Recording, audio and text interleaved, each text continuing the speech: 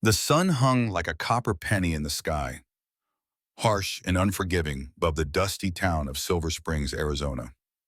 The year was 1877, and the modest collection of wooden structures and dirt roads was alive with an unusual energy. Men, women, and children gathered in the town square, their faces a mixture of solemn anticipation and barely concealed excitement. At the center of it all stood a hastily constructed wooden platform with a single noose hanging still in the windless air. Mason Reed stood at the edge of the crowd, his weathered hat pulled low over his eyes.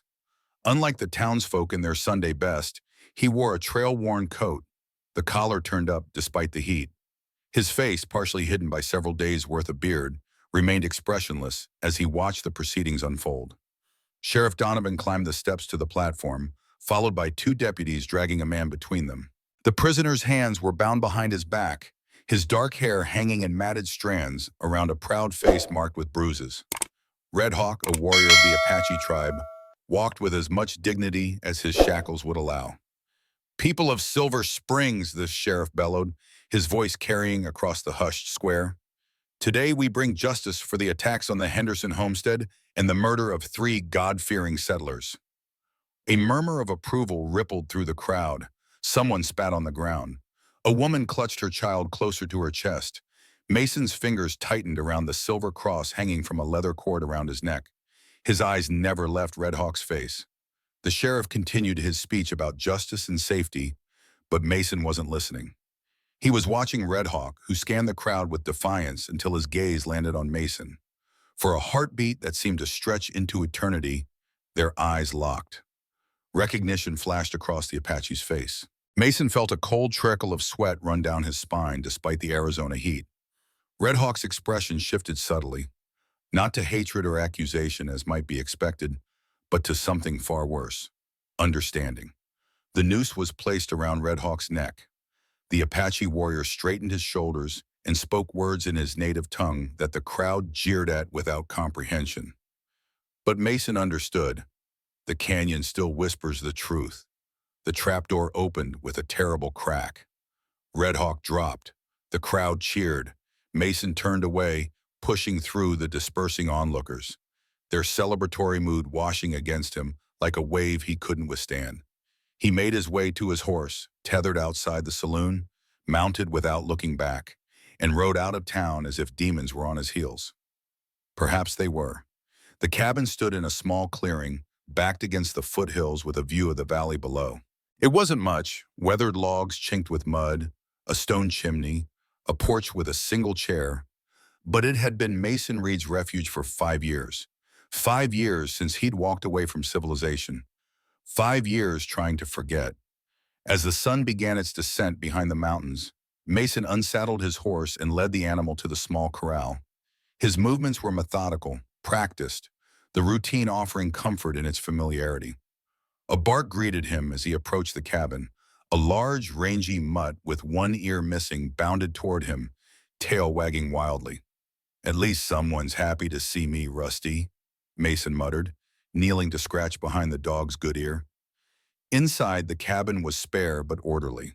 A bed against one wall, a table with 2 chairs, a small stove, shelves lined with books and supplies.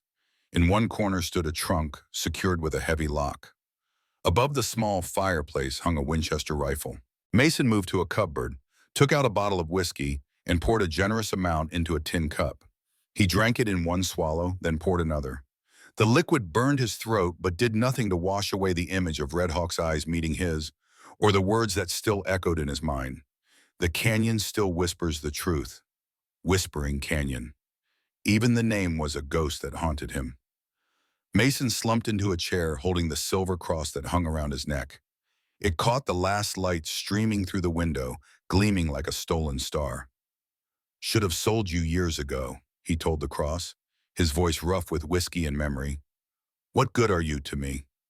The cross had been a gift from Catherine, his Catherine, before everything went wrong. Before the war, before the canyon, before he'd lost everything that mattered. The whiskey bottle emptied faster than he intended. Night fell completely, and Mason's demons grew bolder in the darkness. He stumbled to his bed, Rusty curling up beside him on the floor. the dog's presence a small comfort against the memories. In his dreams, Mason was back at Little Bighorn. The screams of men and horses filled the air. Blood soaked into the summer grass. He saw General Custer fall in the distance, saw the Sioux warriors swarming over the hillside. "I warned them," Mason muttered in his sleep. "I told them there were too many. I told them." His dream shifted to another battlefield, another massacre. Whispering Canyon, women and children running, soldiers firing. A woman with copper hair and gentle hands reaching toward him, her white apron stained with blood, not her own. Catherine. Mason woke with a start, drenched in sweat, the silver cross clutched so tightly in his fist that it had cut into his palm. Rusty whined and nosed at his hand. Outside, the first light of dawn was breaking over the mountains.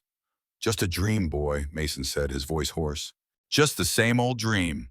But they both knew it was a lie.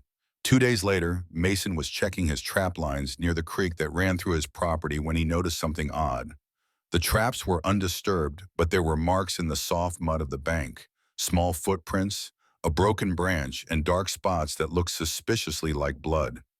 He crouched down, examining the signs with the practiced eye of a former Army scout. Whoever had passed this way was small, injured, and trying to stay hidden. Not an adult man, a woman perhaps, or a child. Mason followed the trail, moving silently through the underbrush. The blood spots became more frequent. Whoever was wounded was losing strength. The tracks led to a small outcropping of rocks near where the creek widened into a pool. At first glance, the area appeared empty, but Mason's trained eye caught the slight movement behind a large boulder. Someone trying to remain very still. "I know you're there," he called, keeping his voice low and even. His hand rested on the pistol at his hip, though he didn't draw it. "I'm not looking for trouble." No response came. Mason took a step closer. "You're hurt. I can help." A small stone flew from behind the boulder, missing him by several feet, a weak attempt at defense. Mason sighed and tried a different approach. Reaching into his memory for words he hadn't used in years, he spoke in a halting Apache. "No harm. I help. You hurt." A moment of silence followed. Then slowly a small face peered around the edge of the boulder. It was a girl, no more than 12 years old. Her dark eyes were wide with fear and pain. Her black hair hung in tangled strands around a dirt-smudged face. One arm was clutched protectively against her body, the sleeve of her tattered dress dark with dried blood. She was Apache. Mason felt his heart sink. An Apache child, alone and injured, miles from any reservation or settlement. This was trouble he didn't need, especially now, with tensions in the territory at their worst in years. But as the girl stared at him with those enormous, terrified eyes, he knew he couldn't walk away. Moving slowly, telegraphing each action, Mason removed the silver cross from around his neck. The girl's gaze fixed on it immediately. He placed it on the ground between them, a gesture of peace. "My name is Mason," he said, touching his chest. Then he pointed to the cross. "A promise, no harm." The girl's eyes darted between Mason and the silver cross. Something in her expression shifted. Not trust, not yet, but a hesitant recognition. She knew what a cross was. Mason tried again in his broken Apache. "I help, my home." He gestured toward the direction of his cabin. The girl seemed to weigh her options. She was clearly exhausted, injured, and alone. Finally, she gave a tiny nod.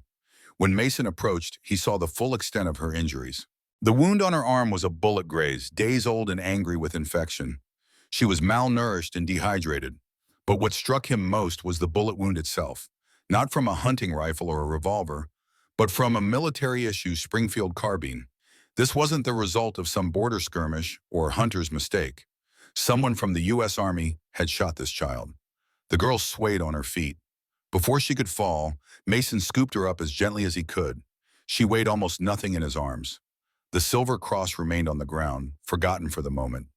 As he carried her back toward his cabin, Mason couldn't shake the feeling that he'd just stepped into something far larger and more dangerous than a simple act of charity. "The canyon still whispers the truth," Red Hawk had said. Perhaps those whispers were about to become shouts. Silver Springs had grown considerably since Mason had first ridden through 6 years earlier. What had once been little more than a watering stop and trading post was now a proper town with a main street lined with businesses, a church with a white steeple, and a train station under construction at the far end. Progress, they called it. Mason tied his horse outside Gray's general store, his eyes scanning the street warily. The girl, who still hadn't spoken a word, needed medicine for her infected wound, and his own supplies were insufficient. The bell above the door jingled as he entered. The store was cool and dim after the bright sunlight outside, smelling of coffee, leather, and tobacco. Joseph Gray looked up from behind the counter, his weathered face breaking into a rare smile. At nearly 70, the storekeeper was one of the few people in town who still treated Mason with anything approaching friendliness. "Mason Reed," he said, "thought you might have finally packed up and headed for California." "Not yet, Joe," Mason replied, approaching the counter. "Still finding ways to disappoint folks around here." Joseph chuckled, though his sharp eyes noted Mason's tense posture. "What brings you to town? Usual supplies?" "Need some extra things. Bandages, iodine if you've got it, something for infection." Joseph's bushy eyebrows rose. "You hurt?" "Caught my arm on some barbed wire," Mason lied, not meeting the older man's gaze. "Nothing serious, but don't want it festering." If Joseph suspected the lie, he didn't call it out. Instead, he gathered the requested items, adding, "Town's been busy. Railroad surveyors came through last week.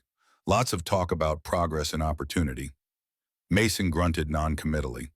"And we've had some distinguished visitors," Joseph continued, wrapping the purchases in brown paper. "Colonel Hargrove himself arrived yesterday, setting up for his campaign tour."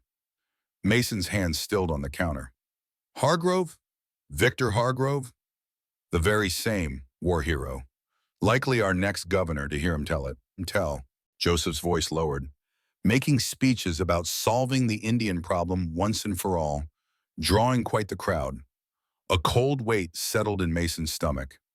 Victor Hargrove, the man who had commanded the massacre at Whispering Canyon, the man whose orders had led to dozens of Apache deaths, including women and children, the man whose actions Mason had failed to prevent.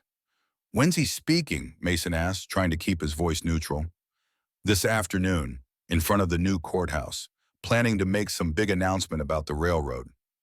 Mason nodded, paid for his purchases, and turned to leave.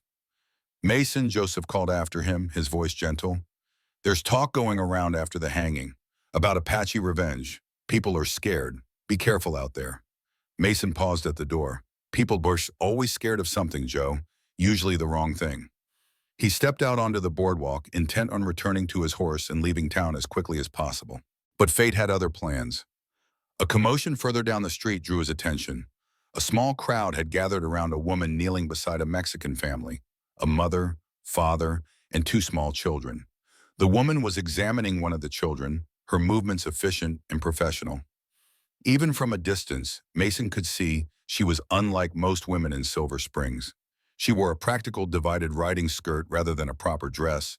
Her brown hair was pulled back in a simple knot, and she carried a medical bag. As Mason watched, a man approached the group, his face twisted in disapproval. "Dr. Winters," the man said loudly, "the town council has already discussed this. These people need to go to the camp outside town. We can't have them begging on our streets." The woman, Dr. Winters, didn't look up from her patient. "This child has a fever, Mr. Peterson. They weren't begging, they were looking for medical help. There's a place for them, and it's not here." Now the woman stood, and even from where he stood, Mason could see the fire in her eyes. "There's a place for compassion in a civilized society, Mr. Peterson. Or perhaps Silver Springs hasn't achieved that status yet." Before the confrontation could escalate further, shouts from the other end of the street drew everyone's attention.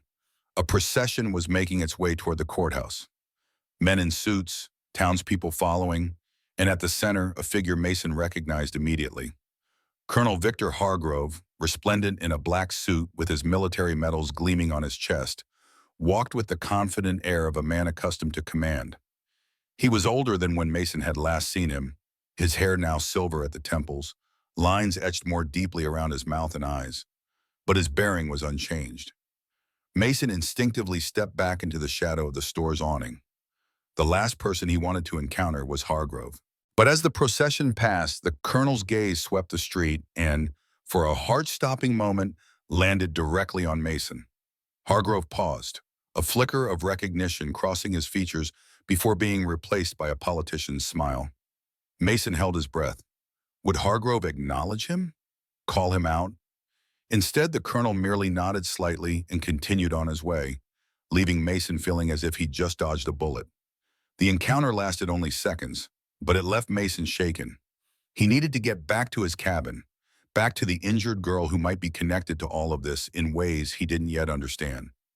As he mounted his horse, Mason noticed the doctor, Dr. Winters, watching him with curious intensity. Something about her gaze reminded him of someone, though he couldn't place who.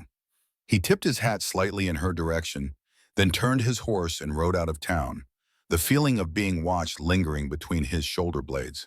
When Mason returned to his cabin, he found the Apache girl awake and alert, sitting rigidly on the edge of his bed. The moment he entered, she tensed like a cornered animal. "It's all right," he said, keeping his distance.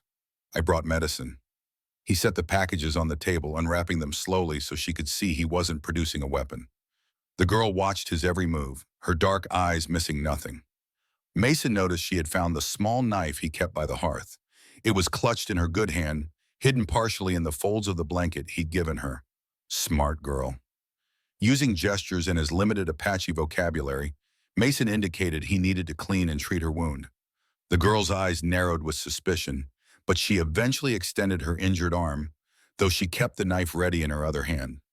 The wound was worse than he'd initially thought, angry and inflamed around the bullet graze. Mason cleaned it as gently as he could, applied iodine, and wrapped it in fresh bandages. Throughout the process, the girl never made a sound, though he knew it must have hurt terribly. "You're brave," he told her, not caring if she understood. "Braver than most grown men I've known." When he'd finished, he offered her bread, dried meat, and water, which she accepted cautiously. She ate slowly at first, then with increasing desperation as her hunger took over. Mason sat across from her, giving her space. "Do you have a name?" he asked, then touched his chest. "I'm Mason." The girl stared at him blankly. "Mason," he repeated, then pointed to her questioningly. No response. Mason tried a different approach. Retrieving a stick of charcoal from beside the fireplace, he drew a simple figure on the wooden tabletop, then wrote Mason beside it. He handed the charcoal to the girl and pointed to her again. The girl looked at the charcoal, then at Mason. After a long moment, she took it and carefully drew a symbol below his name. Not letters, but a small crescent moon shape with rays extending from it. "Is that your name?" Mason asked. The girl touched her chest, then the symbol. "Moon? Your name means moon?" She shook her head, seeming frustrated by the language barrier. Mason sighed. This wasn't going to be easy. Then he remembered something from his scouting days, the Apache sign for name. He made the gesture, touching his mouth and then moving his hand outward. The girl's eyes widened slightly in recognition. She repeated the sign, then slowly, hesitantly, spoke her first words since he'd found her. "Adakai." "Adakai," Mason repeated, the unfamiliar name awkward on his tongue. "That's a good name." A flicker of something, not quite a smile, but close, crossed the girl's face. Then unexpectedly, she pointed to the empty space around Mason's neck and made a questioning gesture. "The silver cross, Barnes." Mason had left it by the creek. "I'll get it tomorrow," he promised, making a retrieving motion. "It's safe." Adakai nodded, seemingly satisfied with this answer. Her eyelids were growing heavy, exhaustion overtaking her now that her immediate needs had been met. Mason helped her lie back on the bed, noticing how she still kept the small knife clutched in her hand. He didn't try to take it from her. "Rest now," he said softly. "You're safe here." As Adakai drifted off to sleep, Mason sat at the table, deep in thought. Who was this child? Where had she come from? And why had she been shot with a military weapon? The timing, so close to Red Hawk's execution and Hargrove's arrival, couldn't be coincidence. The canyon still whispers the truth. Mason poured himself a small measure of whiskey, weariness settling into his bones. Tomorrow he would need to make decisions. For tonight he would let the girl sleep, let her wound begin to heal. But as he glanced at Adakai's sleeping form, he couldn't shake the feeling that by bringing her into his home, he had set something in motion that could not be stopped. like a rock slide that begins with a single displaced stone. The next morning, Mason returned to the creek to retrieve his silver cross. As he knelt by the spot where he'd left it, he noticed something he'd missed the day before, small markings scratched into the mud nearby. They weren't random, they formed a pattern, a symbol, the same crescent moon shape that Apache had drawn. Mason stared at it, puzzled. Was it a tribal marking, a personal signature, or something else entirely? He pocketed the cross and returned to the cabin, where he found Apache awake and exploring her surroundings with cautious curiosity. Her fever had broken during the night, and though she was still weak, there was new alertness in her eyes. For the next few days, they fell into an uneasy routine. Mason tended to her wound, which slowly improved. He brought her food and clean water. He tried to communicate through gestures, drawings, and the few Apache words he remembered. Apache remained silent most of the time, but her eyes followed Mason constantly, assessing him. The knife stayed within her reach, though she no longer clutched it so desperately. On the fourth day, Mason was chopping wood outside when he heard a sound from within the cabin. He entered to find Apache sitting cross-legged on the floor, a stick of charcoal in her hand. On the wooden floorboards, she had drawn an intricate symbol, an eagle with outstretched wings, surrounded by geometric patterns. Mason froze in the doorway, his blood running cold. It was the insignia of the special scout unit he had served with during the war, a unit whose existence was barely acknowledged in official records, whose missions were never documented, a unit that had been present at Whispering Canyon. "Where did you see this?" he asked, his voice sharper than he intended. Apache looked up, startled by his tone. She pointed at him, then at the silver cross he now wore again around his neck. "The cross? What does this have to do with that?" He touched the silver pendant. Apache stood, approaching him slowly. With deliberate movements, she reached out and touched the cross, then placed her small hand over Mason's heart. She pointed to the eagle drawing, then back to his heart. "You think that I'm connected to this symbol?" Mason asked, knowing she wouldn't understand his words but hoping she'd grasp his confusion. Apache nodded solemnly. Mason sank onto a chair, his mind racing. How could this child know about the scout unit insignia? It wasn't something displayed publicly. Soldiers in the unit had sometimes had it tattooed on their bodies, but Mason had always refused that tradition. The only person who had known about his connection to the unit was Catherine. Catherine, who had traced the tattoo on his fellow scouts with curious fingers. Catherine, who had given him the silver cross as a promise that he would remain true to his conscience despite his orders. Catherine, who had died at Whispering Canyon. "Who are you, Apache?" Mason whispered. "What do you know about me?" The girl simply stared back at him, her dark eyes unfathomable. That night, Mason's dreams were more vivid than they had been in years.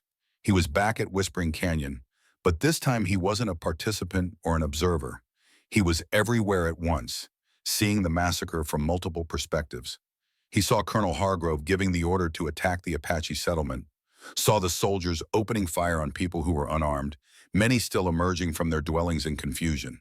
Saw himself, 5 years younger, trying to intervene, being struck down by a fellow soldier. And he saw Catherine, her copper hair visible even from a distance, running from the medical tent toward the chaos, her white apron billowing around her. Catherine, who had been there to treat soldiers' illnesses, not to witness a massacre. Catherine, who had screamed at the soldiers to stop, who had tried to shield a pregnant Apache woman from the gunfire. Mason woke with a strangled cry, his face wet with tears. Across the cabin, Apache sat up in the bed, watching him with those ancient eyes in a child's face. She knew, Mason realized with a certainty that defied logic. Somehow this Apache girl knew exactly who he was and what had happened at Whispering Canyon. The question was, what did she intend to do with that knowledge? 2 weeks after finding Apache, Mason was forced to return to Silver Springs. His supplies were running low and the girl's improved appetite was depleting them faster than usual. Though her wound was healing well, she still hadn't spoken beyond saying her name that one time. But she communicated in other ways, through drawings, gestures, and expressions. Mason found himself becoming attuned to her silent language, understanding her needs and even her moods without words passing between them. It was a strange companionship, built on mutual wariness, that was slowly evolving into something like trust. Mason left Apache at the cabin with strict instructions conveyed through elaborate pantomime, to stay inside and out of sight. The last thing he needed was for someone to spot an Apache child at his homestead, especially with tensions in the territory running so high. Silver Springs was even busier than his last visit. The railroad construction had progressed, with new workers filling the saloon and boarding houses. Campaign posters featuring Colonel Hargrove's stern face were plastered on nearly every surface, promising security, prosperity, and progress. Mason kept his hat low and his interactions brief as he gathered supplies. He was nearly finished at Gray's General Store when the bell above the door jingled, and the woman he'd seen treating the Mexican family entered. Up close, Dr. Margaret Winters was younger than he'd initially thought, mid-30s perhaps, with intelligent brown eyes and a determined set to her jaw. She nodded politely to Mason before addressing Joseph Gray. "Mr. Gray, I was hoping you'd received those medical supplies I ordered." "Came in yesterday, Dr. Winters," Joseph replied, reaching beneath the counter. "Everything on your list." "Thank you, and," she lowered her voice, "did the other package arrive?" Joseph gave a nearly imperceptible nod. "In the back. I'll wrap it with the rest." Mason pretended to be absorbed in selecting tobacco, but his senses were alert. There was something furtive in their exchange that piqued his curiosity. As Joseph went to the storeroom, Dr. Winters turned to Mason. "You're Mason Reed, aren't you? The man who lives up in the foothills." Mason stiffened. "I am. Don't believe we've been introduced." "Margaret Winters." She extended her hand, a gesture uncommon for a woman, but one that suggested her Eastern education. "I've heard about you from Mr. Gray. Former Army scout, if I'm not mistaken." Mason shook her hand briefly. "Long time ago. You were at Little Bighorn, weren't you? One of the scouts who warned Custer." The direct reference to his past made Mason's jaw tighten. News travels fast for someone new to town. Dr. Winters smiled, though it didn't quite reach her eyes.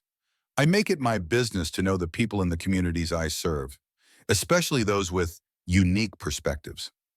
Before Mason could respond, Joseph returned with a wrapped package that he added to Dr. Winters' other purchases. "I noticed you buying iodine and bandages last week, Mr. Reed," she continued casually. "I hope your injury is healing well." There was something in her tone, a subtle emphasis on the word "your," that suggested she doubted his story. "Well enough," Mason replied, suddenly eager to leave. "If you need any medical assistance," she pressed, "my practice is just down the street. I treat all patients, regardless of their circumstances." The implication was clear. Somehow she suspected he wasn't treating his own wounded. But how could she know about Apache? "I'll keep that in mind," Mason said, gathering his purchases. "Good day, Dr. Winters." As he turned to leave, she spoke again, her voice lower. "Mr. Reed, be careful. Colonel Hargrove has authorized militia patrols in the outlying areas. They're looking for Apache reportedly seen near Silver Springs." Mason paused, his back to her. "Appreciate the warning, Doctor." Outside, Mason secured his supplies to his horse, his mind working rapidly. Dr. Winters clearly suspected something. Was she a threat, or was she offering genuine help? As he mounted his horse, he noticed a flyer posted on the wall of the general store. It announced a $500 reward for information leading to the capture of Apache renegades responsible for attacks on settlers, with specific mention of a child bearing the crescent moon sign. Mason's blood ran cold. A child bearing the crescent moon sign. The same symbol Apache had drawn. The same mark he'd seen scratched into the mud by the creek. He needed to get back to the cabin immediately. Mason rode hard, pushing his horse faster than was wise on the rocky trails leading to his homestead. A sense of foreboding drove him, intensifying with each mile. When he crested the final rise overlooking his cabin, he reined in sharply. There was no smoke from the chimney, no sign of movement. Everything appeared normal, but instincts honed by years of scouting told him something was wrong. He approached cautiously, dismounting at a distance and securing his horse. Drawing his revolver, he advanced on foot, using the cover of trees and boulders. The cabin door stood slightly ajar. Mason had left it firmly closed. He circled the building, checking for signs of intruders. Finding none, he approached the door, listening intently. Silence. "Apache," he called softly. No answer came. Heart pounding, Mason pushed the door open, weapon raised. The cabin was empty. Attakai was gone, but the space wasn't undisturbed. On the table lay Mason's silver cross, which he'd worn when he left that morning. Beside it, drawn in charcoal, was the crescent moon symbol, with an arrow pointing east. A message. She'd left voluntarily, heading east. But why? Mason holstered his revolver and picked up the silver cross, its weight familiar in his palm. As he did, he noticed something else on the table, a folded piece of paper that wasn't his. He unfolded it to find a neatly written note. Your Apache girl is safe. Meet me at Cottonwood Creek at sunset if you want to know more. Come alone. M.W. M.W. Margaret Winters. Mason crumpled the note in his fist, anger and confusion warring within him. How had the doctor found his cabin? How did she know about Attakai, and why had she taken the girl? As sunset approached, Mason concealed himself in the rocks overlooking Cottonwood Creek, a small tributary about a mile from his cabin. He'd arrived early, determined not to be ambushed if this was a trap. The last rays of sunlight gilded the landscape when a single rider approached, a woman on a bay mare. Dr. Winters dismounted gracefully and stood by the water's edge, alone and apparently unarmed. After watching for several minutes to ensure she had no companions hidden nearby, Mason emerged from his hiding place. Where is she? He demanded, his voice hard. Dr. Winters showed no surprise at his sudden appearance. Safe. Away from the militia patrols that passed by your cabin an hour after you left for town. Mason's anger faltered. Patrols? At my cabin? Hargrove's men. They're searching every homestead in a 20-mile radius of Silver Springs. She crossed her arms. I was following them when I saw your cabin. I thought it best to move the girl before they circled back. How did you know about her? Dr. Winters gave him a measured look. The iodine and bandages, the way you avoided my questions. And, she hesitated, the silver cross you wear. Mason's hand instinctively went to the cross, now back around his neck. What about it? I've seen one exactly like it before. My sister had one. She took a deep breath. My sister Catherine. The world seemed to tilt beneath Mason's feet. Catherine, he repeated, his voice barely audible. Catherine Winters was your sister? Margaret nodded, her expression a complex mixture of grief and resolution. She wrote to me about a scout she had met, a man of conscience in a unit of killers, a man she gave a silver cross to. Mason stared at her, memories flooding back. Catherine mentioning a sister back east, a woman studying medicine against their family's wishes. She's dead, he said flatly. Catherine died at Whispering Canyon. Did she? Margaret's eyes held his. Or is that what Colonel Hargrove wanted everyone to believe? Before Mason could process this bombshell, a small figure emerged from the trees behind Margaret. Attakai approached cautiously, her dark eyes moving between the two adults. She wouldn't stay hidden, Margaret explained. She kept drawing this. She held up a paper with a familiar symbol, not the crescent moon this time, but the eagle insignia of the scout unit. She knows, Mason said quietly. Somehow she knows about Whispering Canyon, about me, about the unit. She knows more than that, Margaret replied. Show him, Attakai. The girl approached Mason slowly. When she stood before him, she reached out and with deliberate movements took the silver cross from around his neck. Then, to his astonishment, she turned it over and pointed to the back. Mason had worn that cross for years, but had never closely examined the reverse side.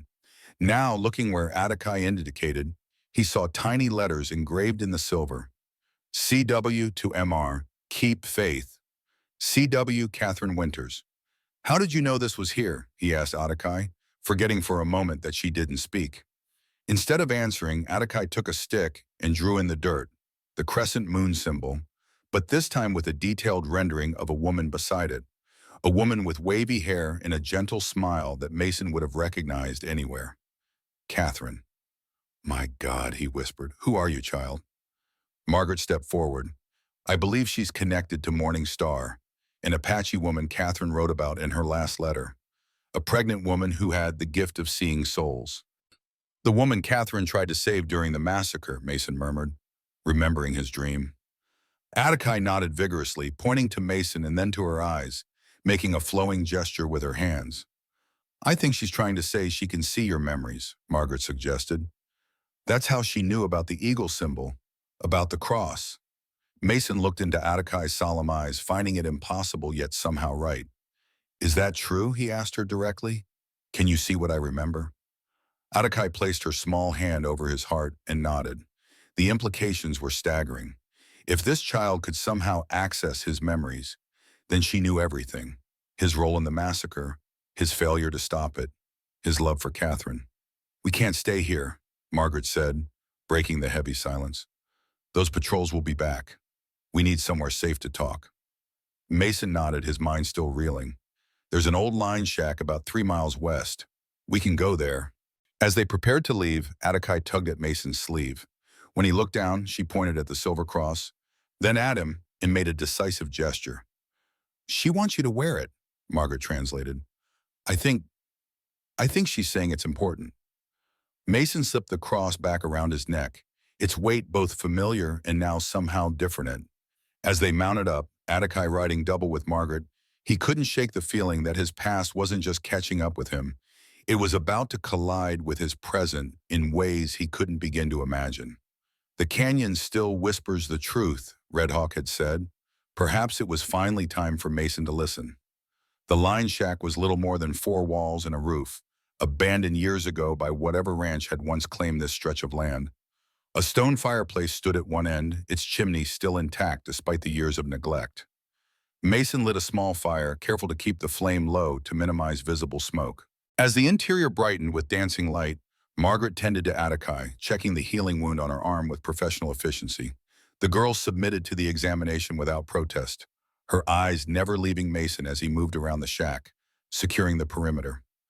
Her wound is healing well, Margaret said, rewrapping the bandage. You did a good job treating it. Mason nodded in acknowledgement.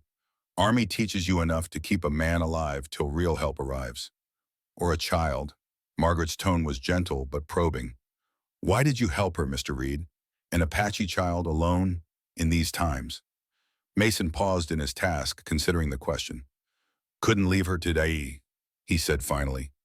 Not after, he trailed off. Not after Whispering Canyon? Margaret finished for him. The name hung in the air between them, heavy with unspoken history. Mason turned to face her fully, his weathered face tight with contained emotion. What exactly do you know about Whispering Canyon, Dr. Winters? Margaret withdrew a folded letter from an inner pocket of her jacket. The paper was worn at the creases, clearly read many times. I know what Catherine wrote to me 3 days before she supposedly died in an accident, she said. I know that a unit of soldiers led by Colonel Hargrove massacred an Apache village under the pretext of retaliation for raids. I know my sister was there as a nurse and witnessed everything. She held the letter out to Mason, and I know she was trying to help a pregnant Apache woman named Morningstar escape before it happened. Mason took the letter with unsteady hands but didn't open it immediately. Catherine died in that canyon, he said, his voice hollow. I saw her fall. Did you see her die? Margaret pressed. Did you see her body afterward? Mason's silence was answer enough. I believe she was dead too, for years, Margaret continued. Until last spring when I treated an old Apache man who was passing through Denver. When he heard my name, he told me about a white woman healer who had lived with his people briefly, a woman with copper hair who spoke of a sister studying medicine. That could have been anyone, Mason argued, though his tone lacked conviction. He described the silver cross she wore, identical to yours, except hers had the initials M.R. engraved inside. Margaret's eyes held his steadily. Mason Reed. Mason opened the letter with trembling fingers. Catherine's handwriting leaped out at him, achingly familiar despite the years. He scanned the contents, his breath catching at certain passages. Morningstar's child will come soon. She bears the crescent moon mark of her lineage, those the Apache call the ones who see beyond. She has shown me things, Mason, visions of terrible clarity. Hargrove plans something monstrous. I overheard him with the railroad men. This is not about raids or retaliation. This is about the land. If you receive this, know that I am trying to warn the village. Morningstar has had visions of blood and fire, but she refuses to leave her people. I keep your cross close, just as you keep mine. If anything happens to me, find Morningstar's child. The sight passes through the bloodline. The last line hit Mason like a physical blow. I love you still despite everything. Keep faith. C. He lowered the letter, looking at Apache with new understanding. She's Morningstar's daughter, he said quietly. The child Catherine wrote about. Margaret nodded. I believe so. Born with the crescent moon mark, just as Catherine described. But why can't she speak? And how could she know about me, about the cross? Apache, seeming to sense she was the subject of their conversation, moved to Mason's side. She took the letter from his unresisting hand and pressed it to her heart, then reached up to touch his silver cross. The Apache believe those born with the moon mark can see beyond normal sight, Margaret explained. They can perceive memories, emotions, even fragments of the future. It's usually passed from mother to daughter. That's just superstition, Mason protested weakly. Is it? Margaret nodded toward Apache. How else could she draw the Eagle Unit insignia or know about the inscription on your cross? Mason had no answer. He'd seen too much in his years as a scout, things that defied his white man's understanding of the world, things that the Apache and Sioux accepted as part of the natural order. As for why she doesn't speak, Margaret continued, I suspect it's trauma. I've seen it in children who've witnessed terrible violence. The mind protects itself by retreating into silence. Apache tugged on Mason's sleeve, drawing his attention. She took up a stick and began drawing in the dirt floor of the shack. A rough map with a winding line that Mason recognized as the Silver Creek, and a canyon opening marked with the crescent moon symbol. Whispering Canyon, he murmured. Apache nodded emphatically, then drew a small cluster of crosses near the canyon entrance. Graves? Margaret asked, kneeling beside her. The girl nodded again, her expression grave beyond her years. The massacre victims, Mason said grimly. They were buried in a mass grave near the canyon mouth. Not just them. Margaret pointed to where Apache was now drawing something else, a circle with rays extending outward. What is that? The sun? Mason felt the blood drain from his face. That's how the Apache represent the white man's god. She's saying there are white people buried there too. Apache looked up at him, her dark eyes confirming his interpretation. She added one more detail to her drawing, a small cross clearly meant to represent the silver one Mason wore. Catherine? Margaret whispered, her voice breaking. Is she saying Catherine is buried there? Before Apache could respond, a sound outside froze them all in place. The distant but unmistakable snort of a horse. Mason extinguished the lamp with a swift movement, plunging the shack into darkness, save for the faint glow of the dying fire. He motioned for Margaret and Apache to move away from the windows. Drawing his revolver, he crept to the door and listened. The night outside was unnaturally quiet, the usual chorus of insects silenced. Someone was out there trying to approach undetected. Stay here, he mouthed to Margaret, who nodded and pulled Apache closer. Mason slipped outside, moving like a shadow along the wall of the shack. The moon was nearly full, casting enough light to see by, while creating deep pools of darkness perfect for concealment. There, a movement near the cluster of boulders 30 yards out. A figure crouched low, the moonlight glinting briefly off what could only be a rifle barrel. Mason circled around, using every bit of skill he'd learned in his years as a scout. Whoever this was, they were good, but not good enough to detect someone trained to track Sioux war parties across the Dakota Plains. When he was within 10 feet of the hidden watcher, Mason cocked his revolver. The metallic click was deafening in the night stillness. Stand up, slow, he commanded. Hands where I can see them. The figure froze, then slowly rose to his feet, hands raised. Don't shoot, Reed, it's me. The voice was familiar. Wellington? Charles Wellington turned slowly to face him, his features visible now in the moonlight. He was dressed in civilian clothes rather than the business suit Mason had glimpsed in town. Dark trousers, a worn jacket, and a battered hat that shadowed his face. What the hell are you doing out here? Mason demanded, not lowering his weapon. Looking for you. Wellington's voice was low, urgent. Hargrove knows you have the Apache girl. He's sent men in every direction. It's only a matter of time before they find this place. How did you find it? A ghost of a smile crossed Wellington's face. You weren't the only good tracker in the unit, Reed. The smile faded. I followed you from a distance, wanted to warn you before Hargrove's men caught up. Mason's finger remained tense on the trigger. Why would you warn me? Last I checked, you were Hargrove's right-hand man, still carrying out his orders without question. Wellington's hands lowered slightly. Times change. People too, sometimes. Not that much. Mason's voice was hard with old betrayal. Mason, it was Margaret standing in the doorway of the shack. We need to hear what he has to say. Mason hesitated, then reluctantly lowered his weapon. Inside. And if you make any move I don't like, I'll put a bullet in you without a second thought. Wellington nodded grimly. Fair enough. Inside the shack, Apache shrank back when she saw Wellington, her eyes wide with fear.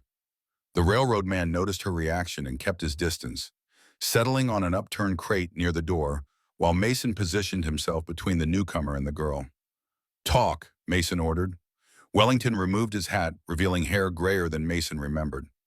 Hargrove is planning to run the main railroad line through Whispering Canyon, he said without preamble. The survey was completed last month. Construction begins in the spring. Through Apache burial grounds? Margaret asked, indignant. That's sacred land. Hargrove doesn't care about that, Wellington replied. What he does care about is anyone who might expose what really happened there 5 years ago, especially now that he's campaigning for governor. What does this have to do with Apache? Mason pressed. Wellington glanced at the silent girl. There's a story circulating among the Apache about a child with the crescent moon mark who survived the massacre, a child who can see the truth of men's souls. Hargrove heard these rumors and became obsessed. Why would he care about tribal superstitions? Margaret asked. Because he's afraid. Wellington leaned forward, afraid she knows what really happened, afraid she can somehow prove it. Prove what exactly? Mason asked, though he already suspected the answer. That Whispering Canyon wasn't a military response to Apache raids. It was a calculated slaughter to clear the way for the railroad, planned months in advance. Wellington's voice was bitter. The Apache were sitting on land that had been designated as the primary route west. Hargrove made them disappear. And you knew about this? Mason's hand tightened on his revolver again. Wellington met his gaze unflinchingly. Not until after. I helped cover it up. God help me. He rubbed a hand over his face. I've been trying to make amends in small ways, rerouting sections of track away from burial grounds, hiring Apache laborers when I can. It's not enough. It's never enough. So why come to us now? Margaret asked. Because Hargrove has crossed a line. He's ordered his militia to find the girl and kill her, along with anyone sheltering her. Wellington looked directly at Mason. I'm not going to let more innocent blood be spilled. Not this time. A heavy silence filled the shack. Mason studied his former comrade, looking for signs of deception, but finding only weary resignation. If what you're saying is true, Mason said finally, none of us are safe anywhere near Silver Springs. We need to leave the territory, Margaret agreed. It won't matter, Wellington replied grimly. Hargrove's influence reaches far. He has friends in every territory from here to California, and he's determined to silence anyone who knows the truth. Then we need proof, Mason said. Something concrete that exposes what happened at Whispering Canyon. What kind of proof could possibly exist after 5 years? Margaret asked. Apache, who had been listening intently despite not understanding every word, suddenly moved to the center of the shack. She knelt and began drawing again, this time a rectangle with small squares inside it. A book? Mason guessed. Papers? The girl nodded emphatically, then added the image of a man in military uniform next to it. Hargrove's orders, Wellington breathed. Written orders for the massacre. Apache nodded again, pointing to Wellington himself. You have them? Mason asked incredulously. Wellington paled. Not on me, but yes, I kept copies of everything. Insurance, I told myself. He gave a humorless laugh. Really just the coward's way of easing his conscience without taking action. Where are these papers? Margaret demanded. In a lockbox at the Silver Springs Bank. Under a different name. Wellington looked at Apache with newfound respect. How could she possibly know that? She sees things, Mason said simply, no longer doubting the girl's unusual abilities. The question is, what do we do now? Margaret considered this. If we could get those documents to the territorial governor, or a federal marshal, someone outside Hargrove's influence, we might have a chance. The nearest federal marshal is in Tucson, Wellington said. 4 days hard ride through country crawling with Hargrove's men. What about the newspaper in Silver Springs? Margaret suggested. Wellington shook his head. Hargrove owns the editor. Any story against him would be buried before the ink dried. Mason had been watching Apache, who seemed to be growing increasingly agitated. She tugged at his sleeve, pointing urgently at her map on the floor, specifically at the canyon. What is it? He asked, kneeling beside her. What's at the canyon? Apache drew another figure, a woman with long hair. Catherine? Margaret asked, her voice tight with emotion. The girl shook her head and pointed to Margaret herself. Me? You want me to go to the canyon? Margaret looked confused. Wapam. Apache drew again, a simple cross, then what appeared to be a book or journal. There's something buried there, Mason realized. Something of Catherine's? Apache nodded vigorously, her eyes bright with urgency. Her journal, Margaret breathed. Catherine always kept a detailed journal. If she was trying to document what was happening, it would be additional proof, Wellington finished. Evidence from a witness with no military or financial ties to the massacre. Mason stood, decision made. We split up. Wellington, you go back to town, retrieve those documents. Margaret, you and I will take Apache to Whispering Canyon to find whatever Catherine left there. And then, Margaret asked? Then we meet at the old mission near the territorial border. From there, we make for Tucson and the federal marshal. Wellington nodded. I'll need 2 days to retrieve the papers without arousing suspicion. The mission on the third day. As they prepared to leave, Mason pulled Wellington aside. If you're playing some angle here, Charlie, I'll find you, no matter where you run. Wellington met his gaze steadily. I've been running from what we did for 5 years, Mason. I'm tired. I want it to end, one way or another. Something in the man's eyes, a bone-deep weariness that Mason recognized from his own reflection, convinced him. He nodded once, a silent acknowledgement between men who had once been brothers in arms. Outside, they parted ways. Wellington heading back toward Silver Springs, while Mason, Margaret, and Apache set off in the opposite direction toward the looming shadows of the mountains where Whispering Canyon waited. Dawn broke over the eastern ridges, painting the landscape in hues of gold and rose. They had traveled through the night, keeping to ravines and washes where their passage would leave minimal tracks. Now, with the first light, they paused in the shelter of a sandstone overhang to rest the horses and plan their next move. Whispering Canyon was still half a day's ride away, in rough country rarely traversed by white settlers. It had been nearly 5 years since Mason had last seen it, 5 years of deliberately avoiding the place where everything had changed. As Margaret shared their meager breakfast with Apache, Mason studied the girl with new eyes. In the growing light, he noticed subtle features he'd missed before, the shape of her brow, the set of her jaw. There was something vaguely familiar in her face, something that tugged at his memory.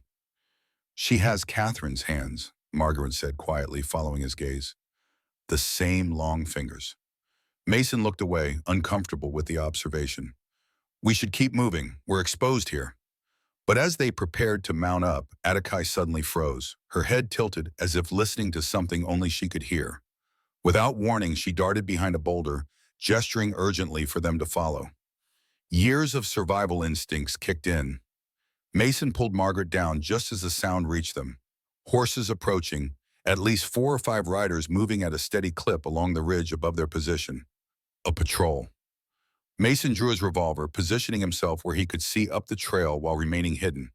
Margaret pulled Apache deeper into the shadows, one hand covering the girl's mouth, though she had made no sound. The riders came into view, 5 men in a mixture of civilian clothes and partial military gear. Not regular army, but Hargrove's militia. They paused at the top of the ridge, surveying the valley below. Tracks lead east, one man called to the others, probably heading for the territorial line. Hargrove said they'd make it for the canyon, another argued.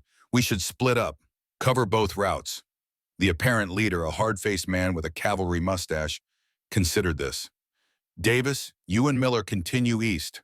The rest of us will cut northwest, try to intercept them at the canyon pass. Remember, Hargrove wants the girl alive. The others are expendable. The riders separated as ordered, 3 heading in the direction of Whispering Canyon, while the other 2 continued along the eastern trail. Mason waited until they were well out of sight before relaxing his grip on the revolver. "They know we're going to the canyon," Margaret whispered, her face pale. "How could they possibly know that?" Mason's mind raced through possibilities. Wellington couldn't have reached town yet, let alone had time to betray us. "Then how—" "Hargrove guessed," Mason cut in. "He knows Apache is connected to Whispering Canyon. He's covering all possibilities." "We can't go there now," Margaret insisted. "It's too dangerous." "We have no choice." Mason checked his ammunition. "Whatever Catherine left behind might be the only solid evidence we can find. Wellington's documents are important, but they're military orders that can be explained away as necessary action against hostile forces. We need Catherine's testimony about what really happened." "It's too risky," Margaret repeated. "3 militia members will be waiting for us." Mason gave her a grim smile. "Then I guess we'll just have to make sure they don't see us coming." They approached Whispering Canyon from the south, using a steep game trail that Mason remembered from his scouting days. It was a grueling path, narrow, rocky, and treacherous, but it avoided the main pass where Hargrove's men would be watching. By mid-afternoon, they crested a ridge that offered their first view of the canyon. From this distance, it appeared peaceful, a deep gash in the earth flanked by towering sandstone walls streaked with red and orange. A small stream wound through its center, bordered by cottonwoods whose leaves shimmered silver in the breeze. It was beautiful, and it was a grave. Mason felt his chest tighten at the sight. Memories surged back: gunfire, screams, the copper smell of blood, Catherine's voice calling his name as he lay wounded, his own desperate crawl toward her as she ran to help the pregnant Apache woman, the sound of more shots, darkness closing in. "Mason," Margaret's voice pulled him back to the present. "Are you all right?" He realized he was gripping his saddle horn so tightly his knuckles had turned white. "Fine," he managed. "We'll approach through that draw to the southwest. Should keep us out of sight of the main pass." Apache, riding double with Margaret, was staring at the canyon with an intensity that was unsettling. Her small body was rigid, her eyes wide and unblinking. "Apache?" Margaret touched the girl's shoulder gently. "What is it?"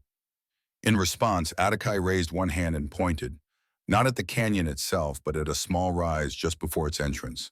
Even from this distance, Mason could make out what she was indicating: a cluster of weathered wooden crosses, barely standing after 5 years of desert winds and rain. The mass grave. "We should wait until dusk," Mason decided, turning away from the site. "Less chance of being spotted." They took shelter in a stand of junipers, tethering the horses where they could graze on the sparse vegetation. Mason kept watch while Margaret tried to coax Apache into eating something. The girl refused, her attention fixed on the canyon with a single-minded focus that worried them both. As the sun began its descent toward the western horizon, Apache suddenly became animated. She tugged urgently at Mason's sleeve, pointing first at the setting sun, then at herself, then making a flowing gesture with her hands. "What is she trying to say?" Margaret asked, watching the pantomime in confusion. Mason studied the girl's movements. I think she's saying she needs to be in the canyon at sunset." "Why?" "I don't know." He looked at Apache. "Is that right? You need to be in the canyon when the sun sets?" The girl nodded emphatically, making the flowing gesture again. "Something about the light, maybe?" Margaret suggested. "The way it hits the canyon walls?" Whatever the reason, Apache's urgency was clear. They couldn't afford to wait until full dark if they were going to find whatever Catherine had left behind. "We'll have to risk it," Mason decided. "But we go carefully. Stay low, move slow, and keep to cover whenever possible." They left the horses tethered and proceeded on foot, Mason leading the way with his rifle at the ready. The approach took longer than he'd hoped. Every few yards they had to pause, listening and watching for signs of Hargrove's men. The sun was touching the western ridges when they finally reached the mouth of the canyon. The grave markers Apache had pointed out were even more pitiful up close. Crude crosses made from branches lashed together, many toppled and half buried in sand. No names, no markers of identity, just a mass grave for people Hargrove had considered obstacles. Mason felt rage burning in his gut. These people, men, women, children, had been erased, their very existence denied in official reports. and he had been part of it, however unwillingly. Attakai approached the grave slowly, her small face solemn beyond her years. She knelt beside the largest cross and placed one hand on the sun-bleached wood. For a long moment she remained there, head bowed. Then with deliberate movements she rose and walked to a spot several yards away, an unremarkable patch of ground that appeared no different from any other. She pointed downward, then looked expectantly at Mason. "There?" he asked, moving to join her. "You want us to dig here?" Attakai nodded, making a digging motion with her hands. Mason looked to Margaret, who withdrew a small folding shovel from her pack. "I came prepared," she said simply. The ground was hard-packed and rocky. Mason dug methodically, aware that the sound might carry to unwanted ears. After about 2 feet, his shovel struck something solid. Carefully, he excavated around it until the object was revealed. A metal box, about the size of a thick book, its surface pitted with rust. Attakai made an urgent sound, the first noise Mason had heard from her since she'd told him her name. The girl pointed at the box, then at the sun, which was now halfway below the horizon. "Hurry," Margaret urged. "Whatever she wants to show us, it has to be now." Mason prized open the box. Inside, wrapped in oilcloth that had preserved it from moisture, was exactly what they'd hoped for. Catherine's journal, its leather cover embossed with her initials. Margaret reached for it with trembling hands, but Attakai intercepted her, shaking her head firmly. The girl took the journal and, to their surprise, walked purposefully toward the center of the canyon. "Attakai, wait!" Mason called in a harsh whisper. "It's not safe." But the girl continued on, her pace quickening as the last rays of sunlight streamed into the canyon. The effect was spectacular. The sandstone walls glowed as if lit from within, brilliant oranges and reds reflecting off the shallow stream. Attakai stopped at the water's edge. She opened the journal to a specific page and held it up so that the dying sunlight fell directly upon it. Then, with her other hand, she beckoned Mason and Margaret to join her. Exchanging bewildered glances, they moved to her side. The journal page appeared blank at first glance, but as the sunlight hit it at just the right angle, something miraculous happened.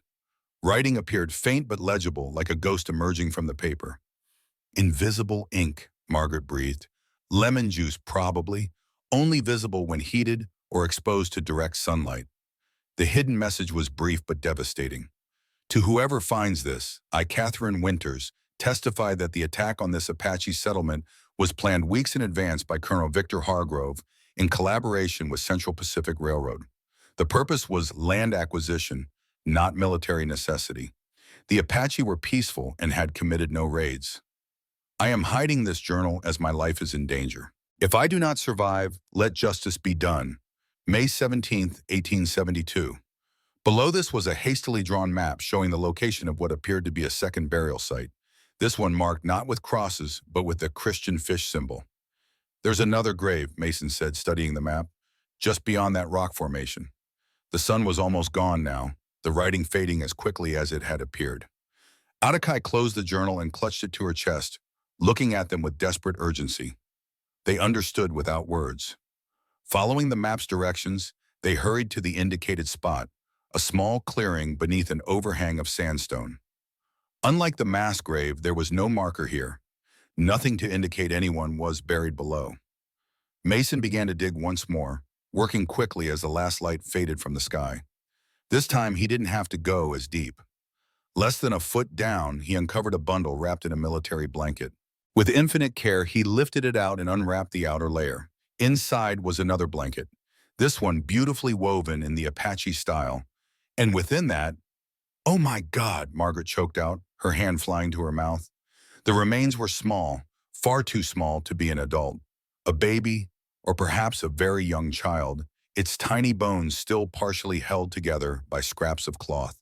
Attakai knelt beside the pitiful bundle, tears streaming silently down her face. She reached out one small hand and touched the blanket with such tenderness that Mason had to look away, his own eyes burning. "This was Morning Star's child," Margaret whispered. "The baby Catherine was trying to save." "No." Mason's voice was rough with emotion. "Look." Nestled among the remains was a silver cross, identical to the one Mason wore, except for the initials engraved on the back. "MR to CW, until we meet again." Margaret stared in disbelief. Catherine's cross. But that would mean this was Catherine's child, Mason said, the truth hitting him with the force of a physical blow. Our child. The pieces fell into place with terrible clarity. Catherine had been pregnant when they parted ways before the massacre. She had come to Whispering Canyon not just as a nurse, but to tell him about their child. When the attack came, she had tried to escape with the baby, perhaps born prematurely in the chaos. And she had entrusted Morningstar's daughter, Apache, with the memory of where the evidence was hidden. But if Catherine died here with our child, Mason said slowly, then how did she write to you afterward, Margaret? How could the Apache man you treated have met her? Before Margaret could respond, a voice cut through the gathering darkness. She didn't die here. They whirled to find themselves facing the barrels of 3 rifles held by Hargrove's militiamen. The leader, the man with the cavalry mustache, stepped forward.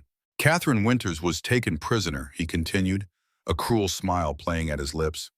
Hargrove kept her alive for nearly a year, hoping she'd lead him to the Apache child with the crescent moon mark. When she finally escaped, he sent men after her. They caught up with her near the Colorado border. You're lying, Mason growled, his hand inching toward his revolver. Don't, the militia leader warned, gesturing with his rifle. And I ain't lying. I was there when they brought her back. She was already half dead from the journey. His smile widened. Hargrove was disappointed. He wanted to question her personally. Margaret let out a small, broken sound. Mason felt rage boiling within him, threatening to overwhelm all caution. The colonel will be pleased, the militiaman continued, seemingly enjoying their distress. Not only do we have the Apache witch child, but also Catherine's journal and 2 more witnesses to eliminate. He nodded to his companions. Bind them. Hargrove wants the girl alive. The others. He never finished the sentence. A shot rang out from the shadows at the edge of the clearing, and the militiaman's chest exploded in a spray of red. Before his companions could react, 2 more shots followed in rapid succession, dropping them where they stood. Mason pushed Margaret and Apache to the ground, covering them with his body as he drew his own weapon, searching frantically for the source of the shots. A figure emerged from the growing darkness, rifle still raised. Mason? Dr. Winters? It's Wellington, don't shoot. Charles Wellington stepped into the clearing, his face grim in the faint starlight. I figured Hargrove would send men here, he said, lowering his weapon. Came as quickly as I could. Mason slowly got to his feet, helping Margaret and Apache up. I thought you were heading back to town for the documents. Wellington's expression darkened. Change of plans. Hargrove knows I took them. There's a price on my head now, too. He gestured to a saddlebag slung over his shoulder. I have everything here. Military orders, payment records from the railroad, all of it. And now we have Catherine's journal, too, Margaret said, clutching the book Apache had pressed into her hands. With her testimony about what really happened. We need to move, Wellington urged. These 3 won't be missed for long. Hargrove will send more men. We found Catherine's baby, Mason said quietly, and her cross. Wellington's face softened with genuine sorrow. I'm sorry, Mason, truly, I didn't know about the child. Did you know Hargrove kept her alive? Prisoner? Mason's voice was dangerously calm. Wellington wouldn't meet his eyes. I heard rumors. Nothing concrete. I was stationed elsewhere by then. The answer wasn't satisfying, but there was no time to press further. They rewrapped the tiny remains with reverent care, Mason placing the silver cross back among them. We'll come back, he promised softly. When this is over, we'll give you both a proper burial. As they prepared to leave, Apache approached the bundle one last time.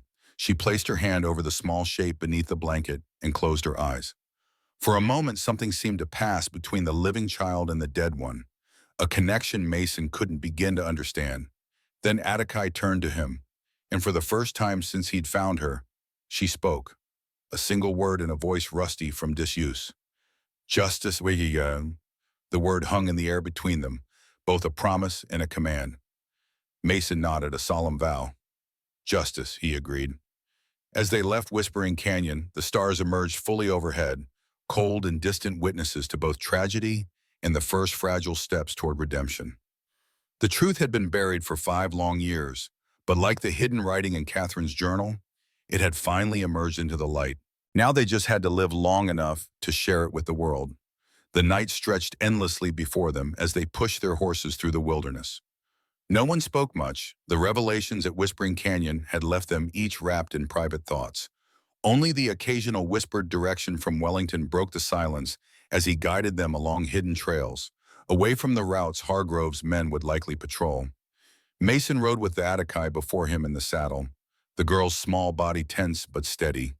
She had not spoken again since that single word, justice. But her silence now felt different. There was purpose in it, a watchful waiting rather than the traumatized muteness of before. When they finally stopped to rest the horses near a secluded spring, Mason helped Apache down and watched as she immediately went to Margaret's side. The two had formed a bond that transcended words, united perhaps by their connection to Catherine. Wellington approached Mason, offering him a water canteen. "We're making good time. Should reach the old mission by noon tomorrow." Mason took a long drink before responding. "Then Tucson, the federal marshal. Assuming we get that far." Wellington's voice was grim. "Hargrove won't give up easily. Those documents and that journal are enough to hang him." Mason studied his former comrade, still not entirely trusting the man's change of heart. "Why now, Charlie? After 5 years of following orders, why turn on him now?" Wellington was silent for a long moment, staring into the darkness. "My wife died last winter," he finally said, his voice low. "Consumption. Before she went, she made me promise to make things right if I could." He gave a bitter laugh. "She always knew something was eating at me, though I never told her exactly what. I'm sorry about your wife. Elizabeth was a good woman, better than I deserved." Wellington took back the canteen. "After she passed, I started thinking about legacy.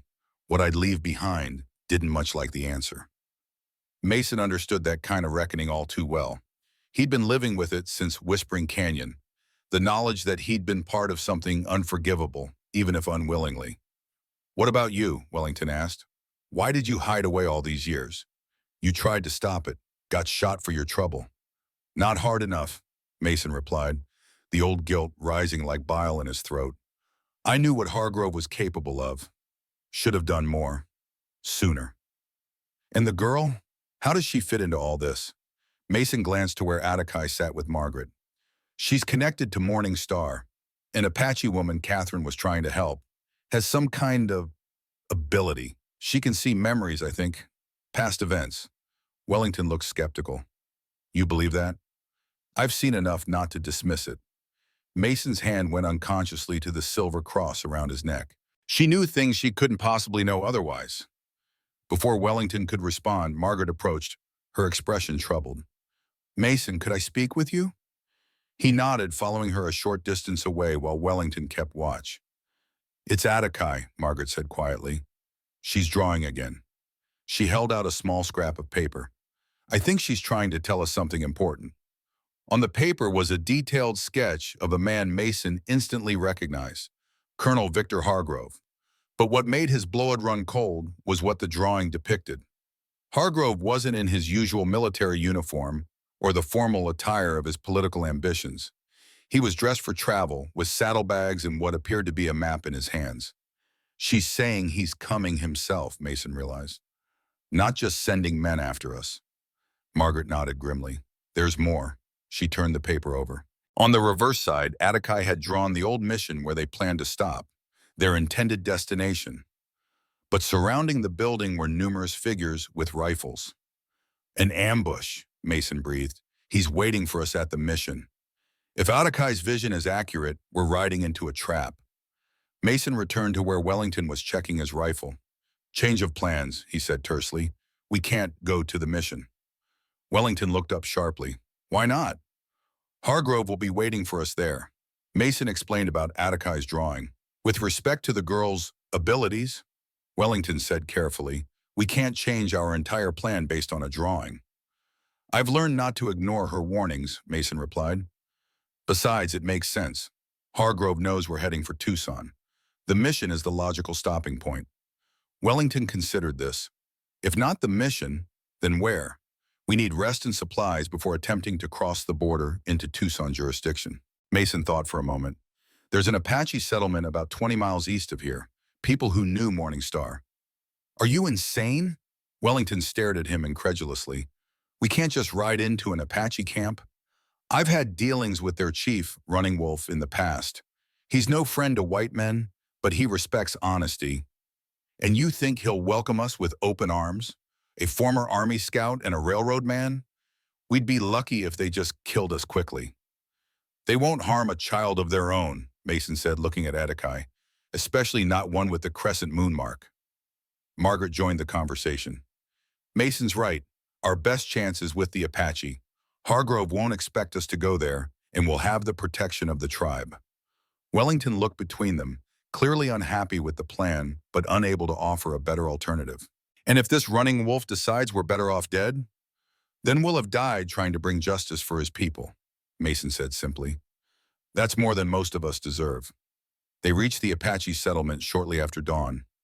Mason had expected to be challenged long before they approached the camp, but no scouts intercepted them. It was only when they crested a small rise overlooking the settlement that he understood why. The camp was in disarray. Where there should have been dozens of wickiups arranged in the traditional circle, only a handful remained standing.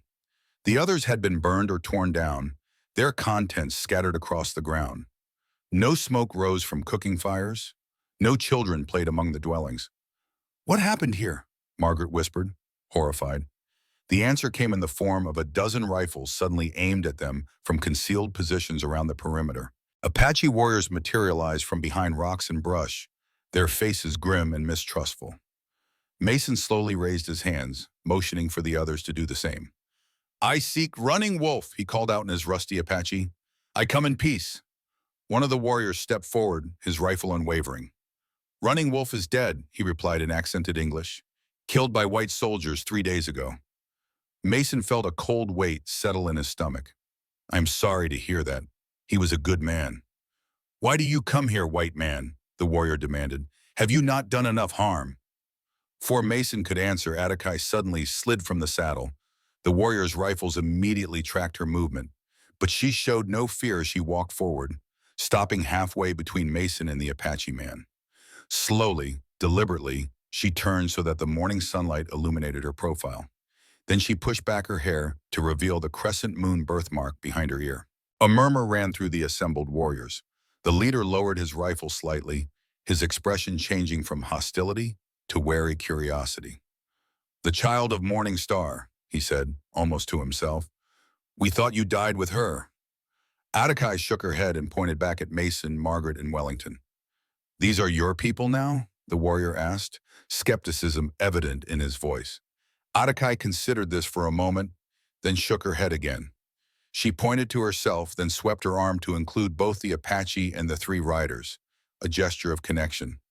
She says we are all her people, Margaret interpreted softly. Both Apache and white. The warrior studied Attakai for a long moment, then nodded once. I am Black Knife, son of Running Wolf, he said. You may enter our camp, child of Morning Star. Your companions may come also, but they will be watched. As they dismounted and followed Black Knife into the remains of the settlement, Mason kept Attakai close.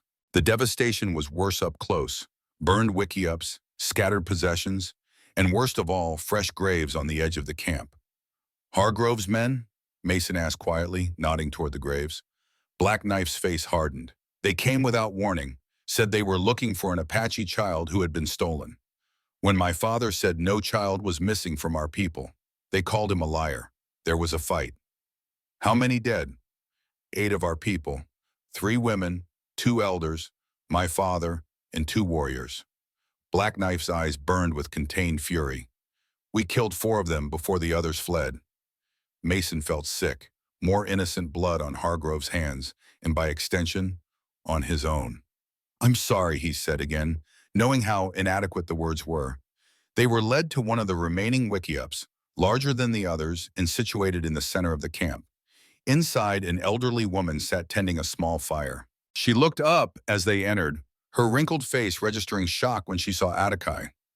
Grandmother, Black Knife said respectfully, the child of Morning Star has returned to us. The old woman's gnarled hands trembled as she beckoned Attakai forward. The girl approached without hesitation, kneeling before the elder. With gentle fingers, the old woman tilted Atticai's head to examine the crescent mark, then nodded in confirmation. "It is her," she said in Apache, which Mason translated for Margaret in Wellington. "Morningstar's daughter, the one who sees." "Grandmother," Black Knife continued, "these white people brought her. They say they seek justice for what happened at Whispering Canyon." The old woman's sharp eyes assessed each of them in turn. "Why would white men seek justice for Apache dead?" she asked Mason directly. "Because we were part of the wrong that was done," he answered honestly. "We seek to make it right." She studied him for a long moment. "You are the one called Scout," she said finally. "The one who tried to stop the killing." Mason was startled by the recognition. "You know of me?" "Morningstar spoke of you before she died.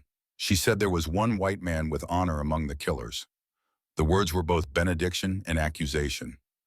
Mason accepted both, knowing he deserved neither full blame nor full absolution. "We have evidence," he said, indicating the journal and documents Wellington carried. "Proof that what happened was not war, but murder, planned to steal Apache land for the Iron Horse." Black Knife translated for those who didn't speak English. A murmur ran through the growing crowd of Apache who had gathered outside the wickiup. "And what will you do with this proof?" the old woman asked. "Take it to the federal marshal in Tucson," Wellington answered. "Force the government to acknowledge the crime and punish those responsible." The old woman laughed bitterly. "The white man's justice has never served the Apache." "It's the only justice available to us," Margaret said, "unless you prefer vengeance." The old woman's eyes sharpened with interest. "You are a healer," she said, noting Margaret's medical bag, "like the copper-haired one who helped Morningstar." "Catherine was my sister," Margaret confirmed. "Ah." Understanding dawned in the elder's face. "So that is why you seek justice for your sister, not our people." "For both," Margaret said firmly. The old woman looked to Atticai, who had remained silent throughout the exchange. "And you, little one, what do you seek?" To everyone's surprise, Atticai spoke, her voice small but clear. "Truth." The old woman nodded slowly. "Truth is a powerful medicine, bitter but healing." She turned back to Mason. "You may rest here until nightfall. Then Black Knife will guide you through the mountain passes.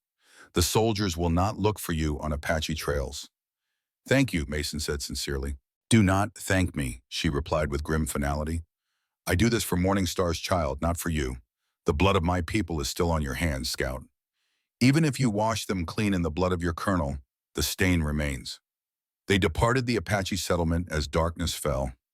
Black Knife led them along hidden trails that wound through the mountains, paths no white man had likely ever traveled. The night was clear and cold, the stars sharp points of light overhead. Atticai rode with Black Knife, the two conversing occasionally in soft Apache. Since speaking at the settlement, the girl seemed to have found her voice again, though she used it sparingly and still relied primarily on gestures. "What are they saying?" Wellington asked Mason at one point, eyeing the pair suspiciously. "He's telling her about her mother," Mason replied. "Stories from before the massacre." "Can we trust him?" Wellington persisted. "He has every reason to hate us." "He's not guiding us for our sake," Mason said. "It's for Atticai, and to honor his father's memory." They rode through the night, stopping only briefly to rest the horses.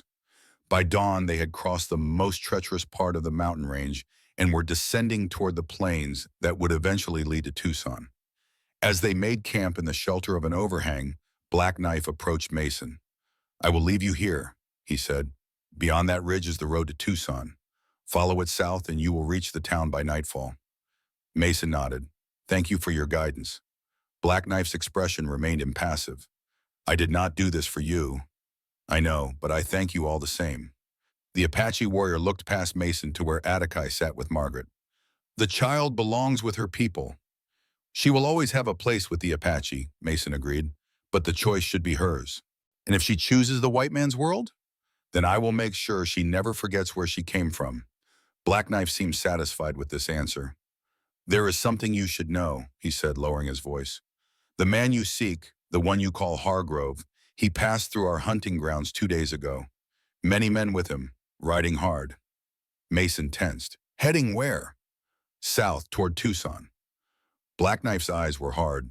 "He means to reach the marshal before you." To discredit us, Wellington said, having joined the conversation. Or worse. Mason considered this news grimly. Then we'll have to be faster and more convincing. Black Knife mounted his horse.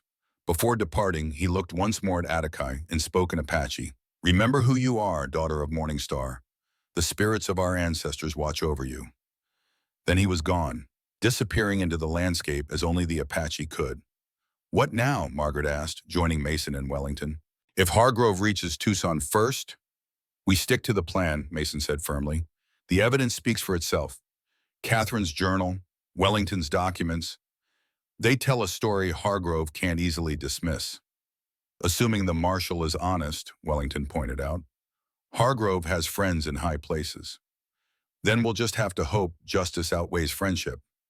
Mason looked to Apache, who was watching them with those uncannily perceptive eyes. We owe her that much. They reached the outskirts of Tucson as dusk was falling.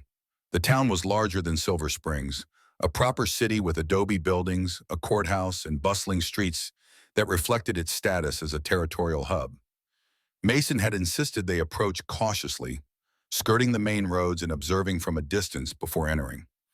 His caution was justified when they spotted a group of armed men watching the northern road into town. Men whose descriptions matched Hargrove's militia. They're waiting for us, Wellington murmured, lowering the spyglass he'd been using. Not for all of us, Mason replied thoughtfully. They're looking for 3 adults and a child on horseback. Not, he turned to Margaret. How would you feel about entering town alone? Margaret understood immediately. They wouldn't suspect a single woman. I could locate the marshal, explain the situation. It's too dangerous, Wellington objected. Actually, it's our best chance, Mason insisted. Margaret is a respectable doctor. She'd be believed more readily than a reclusive former scout or a railroad man with questionable loyalties. Margaret straightened her shoulders. I'll do it. For Catherine. They formulated a plan quickly. Margaret would ride into town openly, carrying Catherine's journal hidden in her medical bag. Mason, Wellington, and Apache would wait until dark, then enter town through the less-watched southern approach. The marshal's office is likely near the courthouse, Wellington said. Central part of town. I'll find it, Margaret assured them. And if Hargrove has already spoken to him, I'll emphasize the physical evidence we have. Catherine's first-hand account will be hard to dismiss. As she prepared to leave, Apache suddenly approached her. The girl reached up and pressed something into Margaret's hand, a small stone with the crescent moon symbol etched into it. Protection, Apache said softly. From her. Margaret's eyes filled with tears as she understood. From Morning Star? Your mother?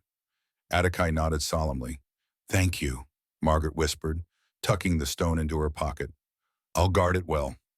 They watched as she rode toward Tucson, her straight-backed posture betraying none of the fear she must have felt. When she was out of sight, Mason turned to Wellington. Now we wait, he said grimly, and prepare for whatever comes next. The waiting was excruciating. As darkness fell completely, Mason grew increasingly anxious. Margaret should have reached the marshal's office by now. Had she been successful? Captured? Worse? Wellington shared his concern. We should move closer to town, he suggested. Be ready to act if needed. Mason nodded in agreement. They mounted up, Mason taking Apache with him, and began the cautious approach toward Tucson's southern edge. The girl was tense in the saddle before him, her small body rigid with alertness. They had just reached the first scattered buildings when Apache suddenly clutched Mason's arm, her fingers digging into his sleeve. A moment later, he heard it too, hoofbeats approaching rapidly from the direction of town. They reined in quickly, seeking shelter behind an abandoned shed. The rider thundered past their hiding place, a man on a lathered horse, riding hard northward. In the brief glimpse Mason caught of his face, he recognized one of Hargrove's militia. A messenger, Wellington whispered. Probably reporting to Hargrove. Or summoning him, Mason replied grimly.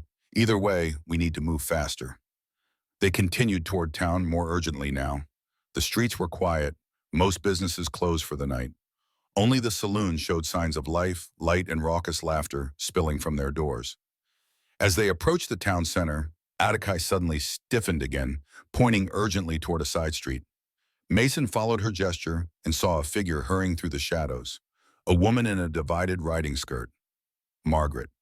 Mason signaled to Wellington, and they guided their horses toward her. She started at their approach, then relaxed in recognition. Thank God, she breathed. We need to leave, now. What happened? Mason demanded. Did you find the marshal? He's dead. Margaret's voice was tight with strain. Shot in his office earlier today. The deputy claims it was Apache raiders, but Hargrove, Wellington finished grimly. He's in town, Margaret confirmed. I saw him at the hotel meeting with town officials. He's already spreading his version of events, claiming we're renegades working with the Apache, planning attacks on settlements. Mason cursed under his breath. Did anyone see you? I don't think so. I was careful. Margaret glanced around nervously. But we can't stay here. Without the marshal, there's no one to hear our evidence. The deputy's clearly in Hargrove's pocket. We could try another town, Wellington suggested. The territorial governor in Phoenix. Too far, Mason cut in, and Hargrove would have men watching in all the roads north. Then where? Margaret asked desperately. We can't go back to Silver Springs. Mason considered their limited options. The border, he decided. Mexico. We can cross near Nogales, then send the evidence to newspapers in California and the East. Make the story too big for Hargrove to contain. Wellington nodded slowly. It could work. I have contacts at the San Francisco Chronicle who would publish the truth, regardless of political pressure. The border is 2 days' ride, Margaret pointed out. Hargrove will have men watching the roads. Then we don't take the roads, Mason replied. We go cross-country, through Apache territory if necessary. Before they could discuss further, a voice called out from behind them. That won't be necessary, Reed. They turned to find Colonel Victor Hargrove himself standing in the street, flanked by 4 armed men. He looked much as Mason remembered, tall, imposing, with silver-streaked hair and cold eyes that gave nothing away. He wore a fine sweater rather than a uniform now, befitting his political aspirations, but his military bearing remained unmistakable.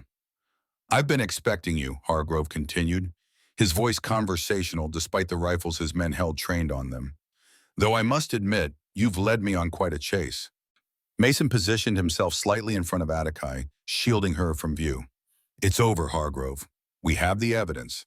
Catherine's journal, your orders for the massacre, the railroad payments, all of it. Evidence of what exactly? Hargrove raised an eyebrow. Military action against hostile forces, unfortunate but necessary casualties in the taming of the frontier.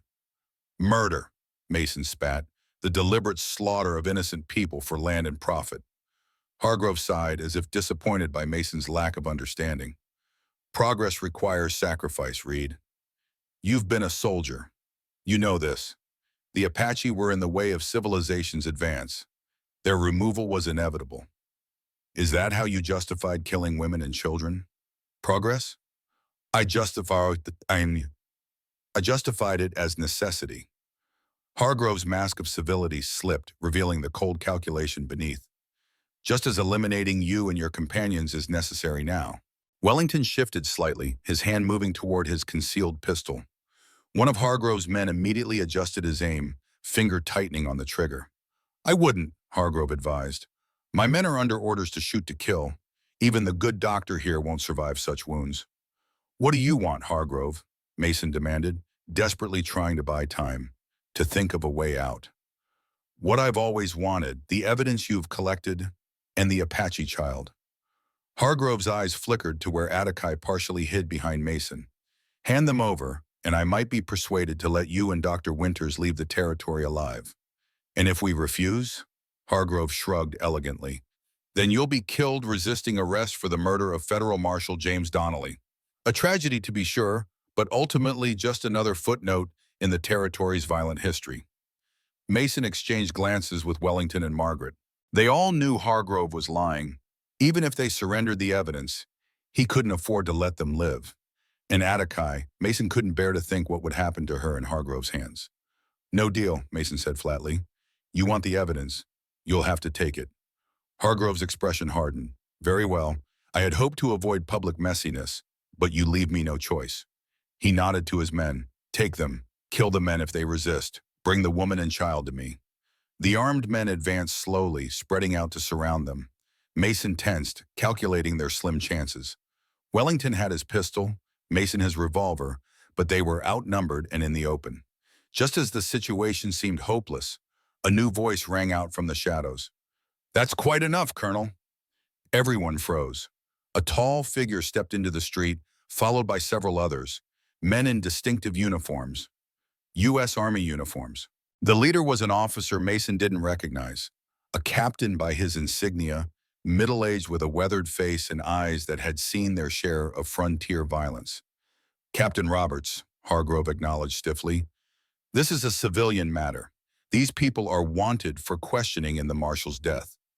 "Interesting," Captain Roberts replied, "because I have a telegram from the territorial governor instructing me to take into protective custody one Dr. Margaret Winters and her companions, pending investigation of serious allegations against you, Colonel." Hargrove's face darkened. "What allegations?" "Murder, conspiracy, illegal appropriation of federal lands." Roberts listed the charges dispassionately. "Grave matters that the governor feels warrant immediate action." Mason looked to Margaret in confusion. She gave a small, satisfied smile. "I sent a telegram from the stage office before looking for the marshal," she explained quietly, "to Dr. Franklin Hayes at Phoenix Medical College. We studied together at Harvard. He's not only the governor's personal physician, but also his brother-in-law." She smiled slightly at their surprised expressions. "When Hayes and I were students, we worked on a paper about military abuses against native populations. He's maintained that interest and has the governor's ear on such matters. In my telegram, I mentioned Catherine's journal, Hargrove's involvement, and the exact locations and dates. Hayes would have recognized immediately that this wasn't just another frontier tale, but documented evidence of crimes the territorial government couldn't ignore." Hargrove was clearly struggling to maintain his composure. "This is absurd. I'm a decorated officer and the railroad commissioner for this territory. These people are fugitives spreading malicious lies."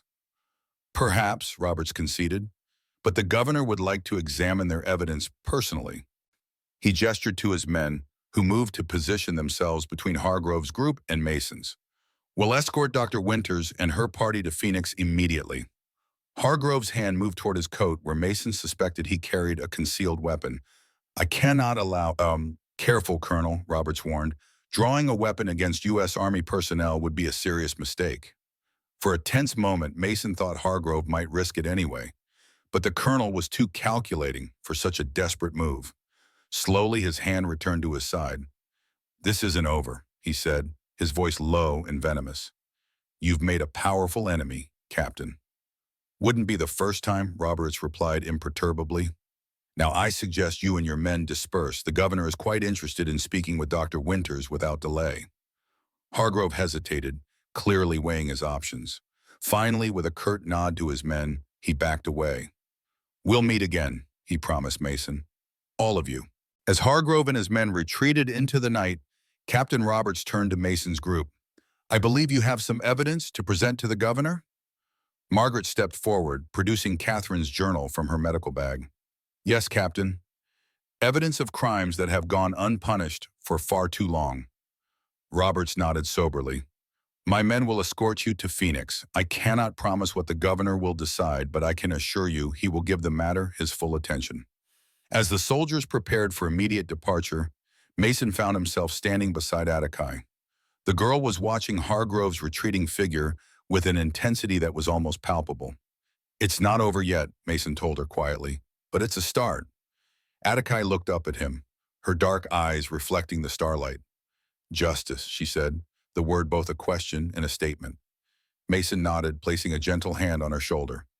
"Justice," he confirmed, "for your mother, for Catherine, for all of them."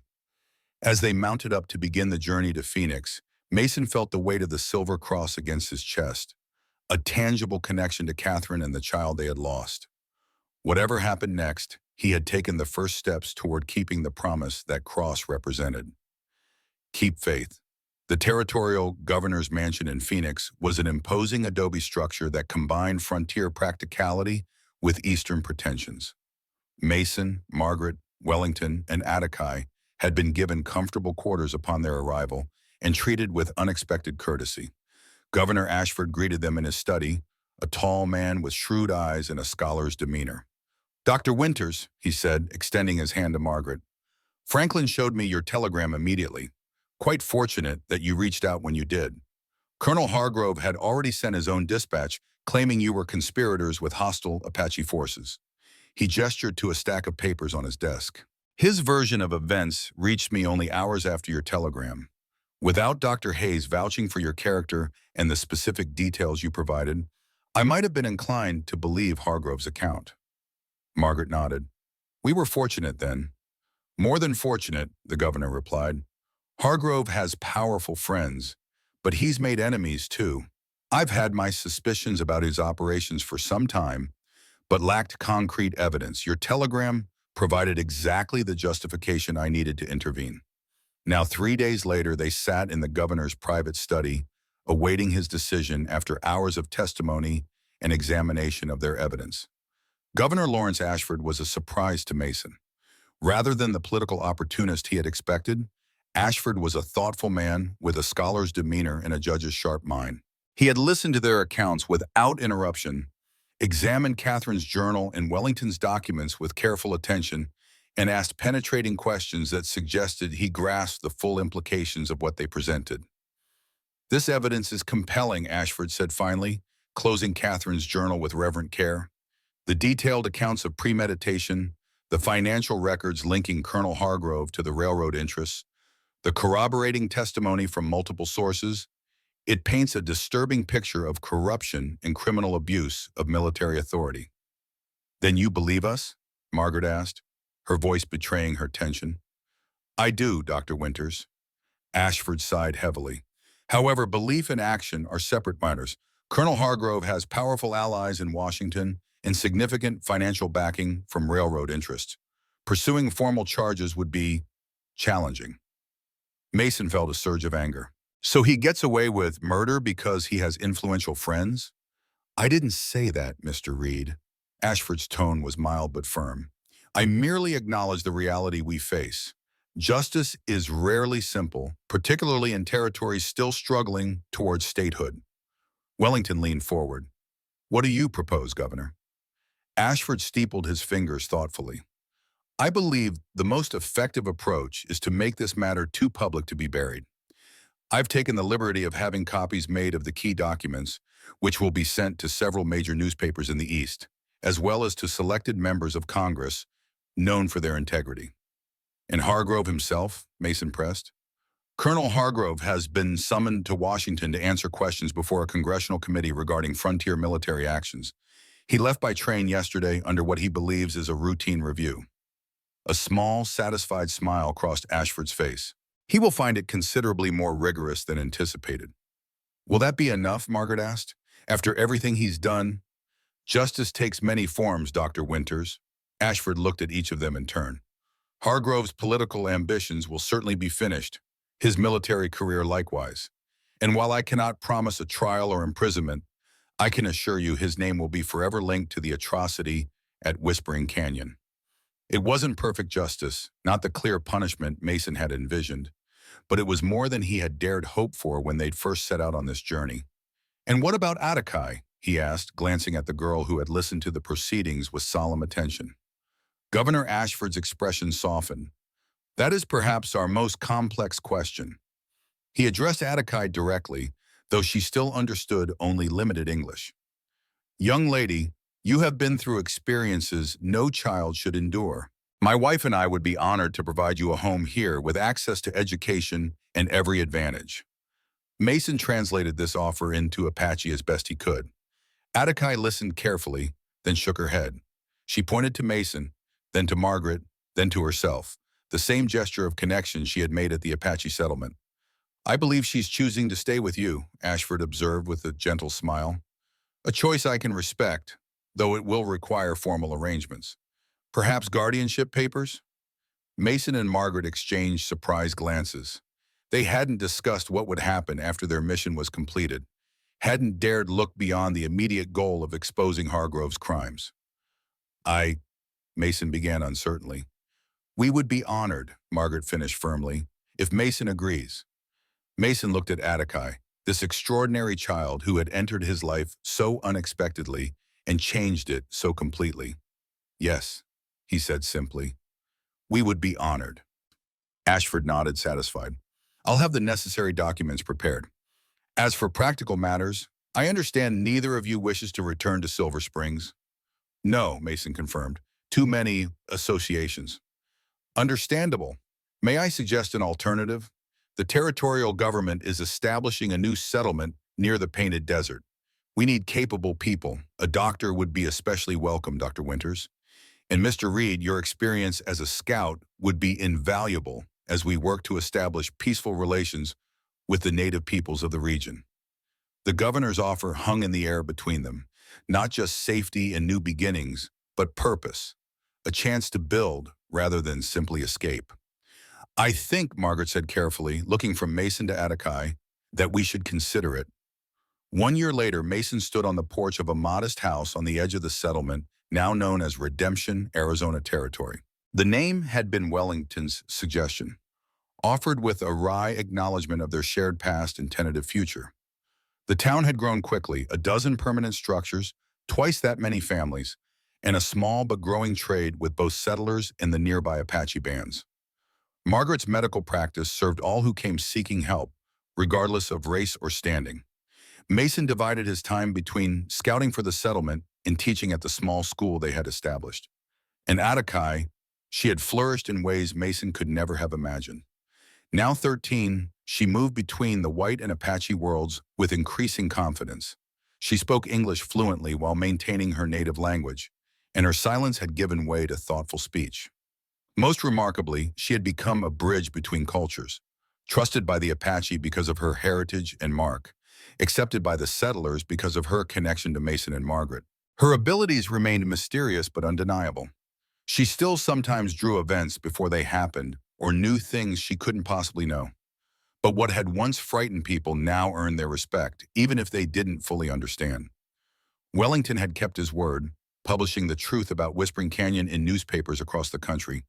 Hargrove had indeed been ruined, stripped of his military rank, his political aspirations destroyed, his railroad connections severed. Last Mason had heard, the former colonel was living in obscurity somewhere in the east, a broken man haunted by his crimes. It wasn't perfect justice, but it was something. As the sun began to set, casting long shadows across the desert landscape, Mason heard familiar footsteps behind him. You're brooding again, Margaret said, joining him on the porch. In the year they had worked together, their relationship had evolved from wary allies to trusted friends to something deeper neither had fully named yet. Reflecting, Mason corrected with a small smile. There's a difference. She didn't sound convinced. Apache says dinner is ready.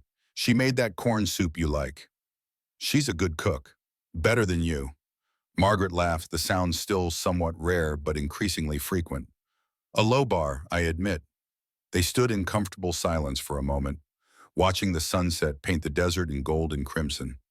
The beauty of it never failed to move Mason.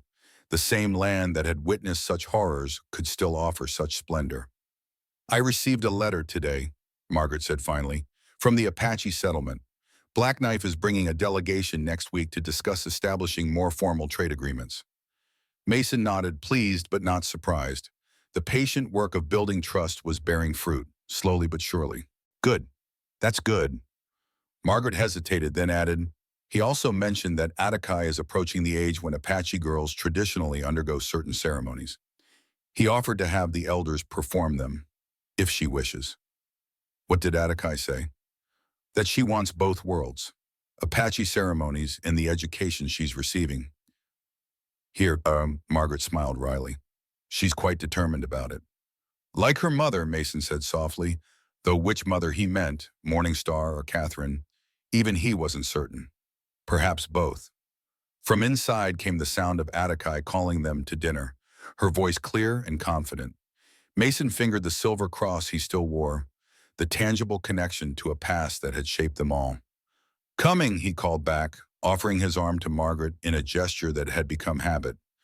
As they turned to go inside, Mason cast one final glance at the sunset-painted desert. Somewhere out there lay Whispering Canyon, its secrets now exposed, its dead remembered. The whispers had become shouts of truth that could no longer be silenced.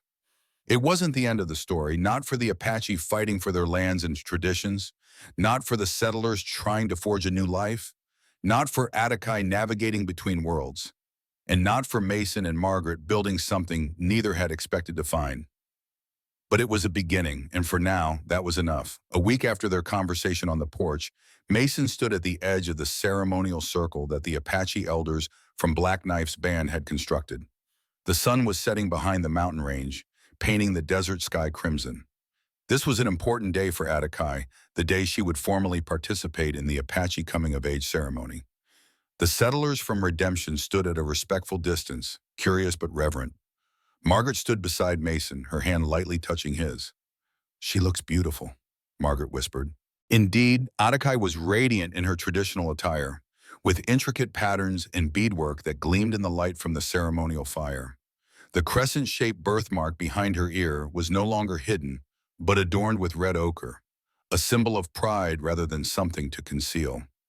Black Knife led the ceremony, his voice resonating powerfully in the still desert air. Attica stepped into the circle, moving to the ancient rhythms of her people. Then came an unexpected moment. Attica paused, turning toward Mason and Margaret. She gestured for them to join her in the circle, an action not part of the tradition. There was hesitation.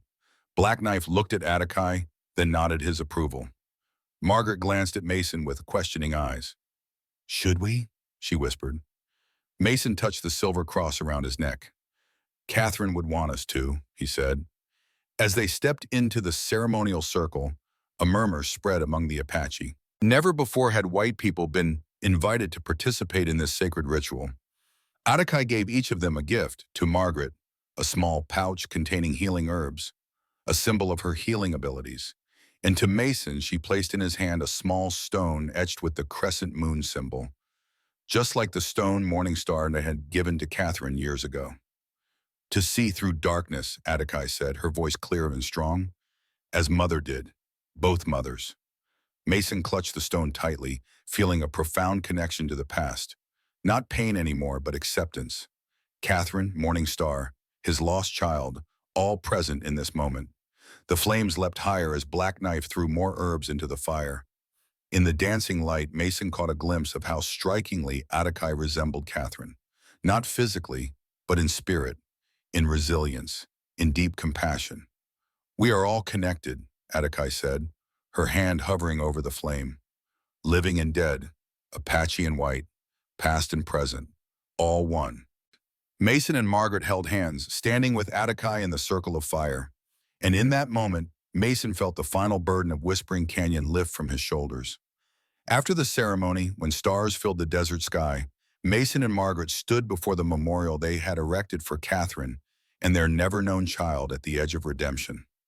Not the actual grave, those remains still rested at Whispering Canyon, but a place to remember, to heal. Mason removed the cord holding the silver cross he had worn for so long. "I think it's time to return this," he said quietly. "Catherine would want you to keep it," Margaret replied. Mason shook his head, not returning it to Catherine. He placed the cord with the cross into Margaret's hand, but to start something new. Margaret looked at the cross, then at Mason, her eyes questioning. "I've carried the weight of the past for too long," Mason said, his voice rough with emotion. "Catherine would want me to let go, to seek a new future." "With Attica," Margaret said. "With Attica," Mason confirmed. Then he looked directly into her eyes. "And with you, if you'll have me." Margaret was silent for a long moment, her fingers caressing the silver cross. "I never wanted to replace my sister," she finally said. "No one could replace Catherine," Mason agreed, "just as no one could replace Morning Star for Attica. But we can build something new, a family shaped by choice, not just by blood or past." Margaret looked toward the house where Attica was joining the Apache and townspeople gathered around the fire. The firelight illuminated the girl's face. No trace remained of the silent, frightened child Mason had found by the creek. "A family," Margaret repeated, her voice warmer. She looked back at Mason. "Yes, I'd like that." Mason leaned down, his lips meeting hers. A gentle kiss, simple, but filled with promise. When they returned to the others, Adekai ran to meet them, taking both their hands. "Look," she said, pointing to the night sky. A shooting star traced a brilliant arc across the heavens, illuminating the desert in a brief, radiant moment. "Morning Star said that when souls find peace, they leave a sign," Adekai whispered. I think it was Catherine and her daughter. Mason and Margaret stood beside Adekai, the three of them watching the night sky together. In the distance, the hills where Whispering Canyon lay were silent under the moonlight. The new settlement, named Redemption, had become everything it promised, Mason thought. Not just a fresh start for settlers and Apaches seeking a shared future, but for him, for Margaret, for Adekai. "Family," he said softly, squeezing Adekai's and Margaret's hands. "Family," they echoed. A few weeks later, the silver cross was placed in a small box on the mantelpiece in their home, not as a burden to carry, but as a cherished legacy, a reminder of where they had come from and what they had overcome to find each other. Whispers of the desert, no longer whispers of guilt and pain. Now they were whispers of hope, of history retold, and of a shared future waiting to unfold.